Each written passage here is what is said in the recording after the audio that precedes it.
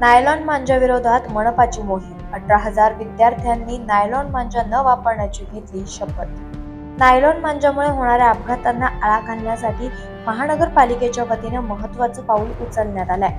महानगरपालिकेचे आयुक्त तथा प्रशासक श्रीकांत यांच्या आदेशानुसार मनपाच्या शाळांमधील बालवाडी ते इयत्ता 10वी पर्यंत शिक्षण घेणाऱ्या तब्बल 18,000 विद्यार्थ्यांना नायलॉन मांजा न वापरण्याची शपथ देण्यात आली आहे.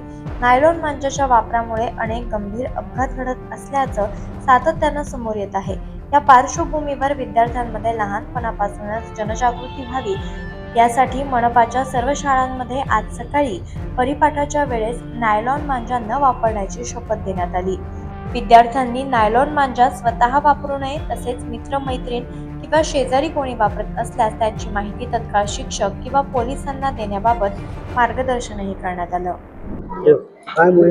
आज छत्रपती संभाजीनगर महानगरपालिकेच्या एकूण 50 शाळेमध्ये 18,000 विद्यार्थ्यांना नायलॉन मांजा वापरू नये याबाबतची शपथ आदरणीय आयुक्त तथा प्रशासक महोदय माननीय जी श्रीकांत साहेब यांच्या आदेशानुसार देण्यात आली आहे.